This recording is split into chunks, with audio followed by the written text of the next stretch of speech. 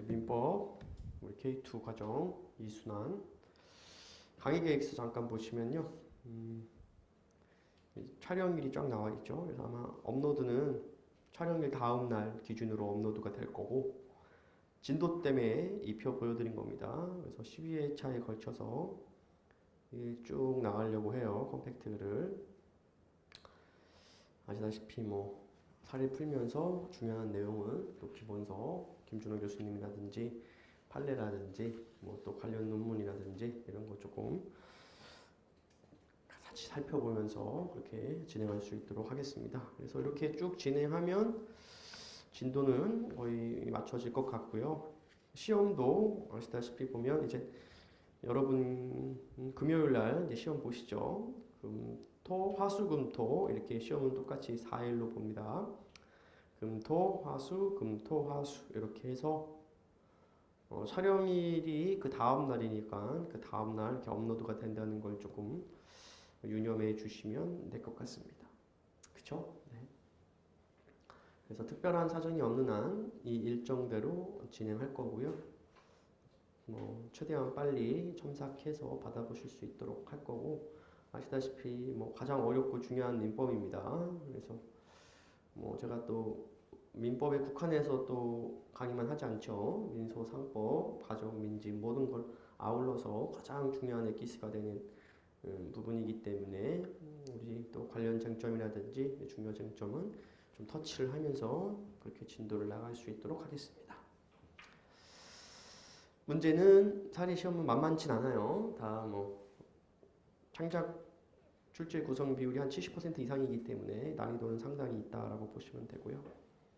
또 컴팩트 나가면서 아주 기본 법리가 잘 녹여져 있는 문제에 있어서는 필사라고 말씀드릴 테니까 본인이 이해도가 조금 부족하다고 생각하는 분들은 반드시 필사하면서 그 법리를 정확히 익혀주시기를 부탁드리겠습니다.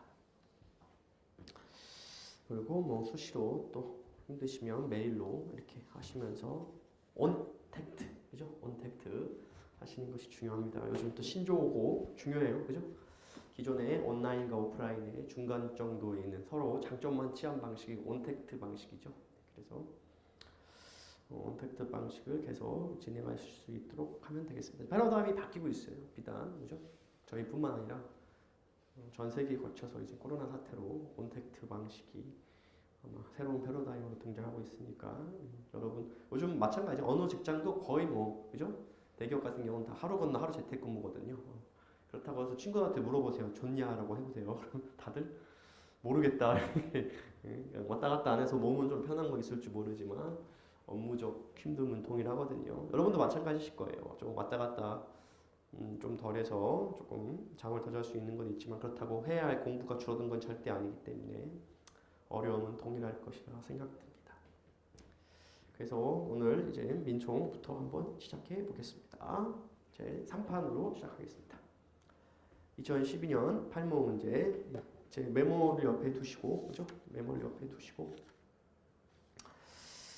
이게 매도인 Y종중이죠. Y종중 대표 키가 매수인 X조합, 구성 조합원이 갑을병으로 되어 있는 X조합에게 B토지를 판 것이죠. 그런데 이제 하자관계가 있죠. 어떤 하자관계가 있냐? 3페이지 두 번째 단락.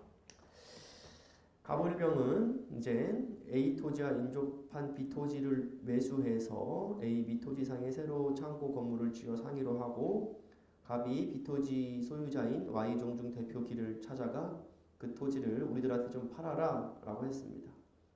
그 무렵 채무 변제 독촉에 시달리던 기는 종중 총회를 개최하지도 아니한 채 임의로 B 부동산을 매도한다는 내용의 종중 총회 회의록을 만들어 갑에게 제시하면서 Y종중을 대표하여 2011년 12월 20일 갑과 B 토지를 대금 1억 원에 매도하기로 하는 매매계약을 체결하고, 여러분 이거 누가 봐도 뭐죠?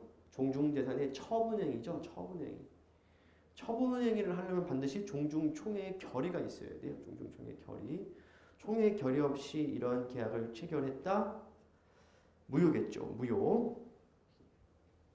그래서 4페이지 3번 Y종중의 종중원들은 대표 기가 종중 소유 B토지를 임의로 매도한 사실을 알고 기를 대표해서 해임한 후 새로운 대표자를 선임해서 B토지의 매수자인 갑측, 그죠? 업무집행조합원인 X조합을 대표한 갑측을 상대로 매매계약이 무효임을 주장하면서 이전 등기 말소 청구해소를 제기했습니다. 누가 원고가 되어 어떠한 법리상의 근거를 들어 무효를 주장할 수 있겠느냐? 누가 하겠어요? 종중 자체가 하거나 아니면 총유니까 종중 구성원 전원이 하거나 이 두 가지밖에 없습니다. 대표 기관이 할 수는 없어요. 대표자가 원고가 될 수는 없습니다. 그렇죠? 그래서 5페이지 해설 보시면 소위 등 말소 청구 소송의 원고 확정, 종중의 당사자 능력 인정 여부, 비법인 사단은 대표자 또는 관리인이 있는 경우 그 사단의 이름으로 당사자가 될 수 있는데 Y종중은 비법인 사단으로 기를 대표해서 해임하고 새로이 대표자를 선임하여 대표자가 있기 때문에 Y종중의 이름으로 원고가 되어 소위 등 청구해소를 제기하면 무난하겠죠. 종중 구성원 전원이 될 수도 있겠죠. 총유니까. 그래서 총유재산에 관한 소는 비법인 사단이 그 명의로 사원총회를 거쳐서 하거나 또는 구성원 전원이 당사자가 되어 필수적 공동소송 형태로 제기할 수 있는데 Y종중 구성원 전원이 원고가 되어 소를 제기할 수 있겠죠. 원고 주장의 법리 구성, 당연히 민법 276조 1항을 근거로 종유재산의 처분은 총회 결의가 있어야 되는데 이런 총회 결의 없이 이루어진 종중재산 처분은 무효다라는 주장을 할 수 있겠죠.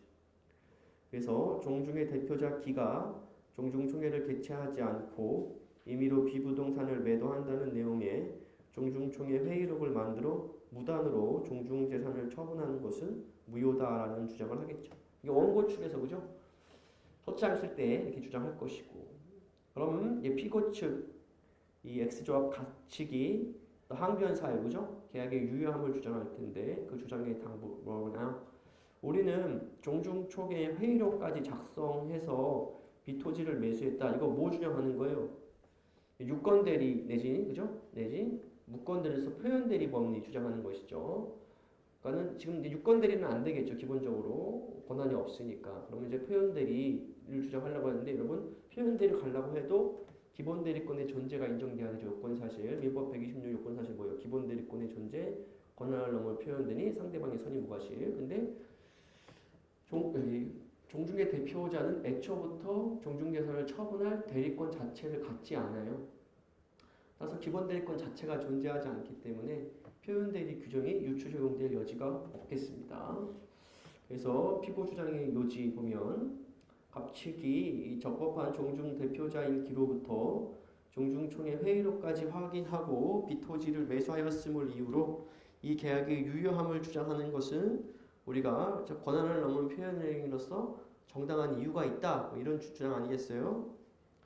근데 민법 59조 2항 보시면 대표는 대리에 관한 규정을 주장하기 때문에 무권대리 125, 126, 129가 동일하게 적용될 수 있고요.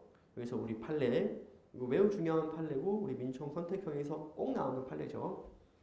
비법인 사단의 대표자가 종중총회 결의를 거쳐야 하는 처분에 관해서 이를 거치지 아니하고서는 대리에서 결정할 기본 대리권이 없기 때문에 대표자에 관한 총유물 처분행위에 관해서는 민법 126조 표현대리 규정이 준용될 여지가 없습니다. 사안포석 비법인 사단의 대표자는 총회 결의를 거치지 않은 한 총유물의 처분행위를 대리할 기본 권한 자체가 없어 표현대리 문제는 발생하지 않기 때문에 피고 갑측의 표현대리 규정을 근거로 한 계약의 유효 주장은 타당하지 못하죠. 그래서 원고는 Y종중 내지 Y종주 구성원 전원이 될 수 있고 원고는 총회 결의 없이 이루어진 종중재산 처분 행위는 무효라는 주장을 할 것이고 상대방 피고는 표현대리 규정을 근거로 유효를 주장하겠지만 타당하지 못하죠. 따라서 결국 원고 청구가 인용될 수밖에 없는 사안이 되겠습니다.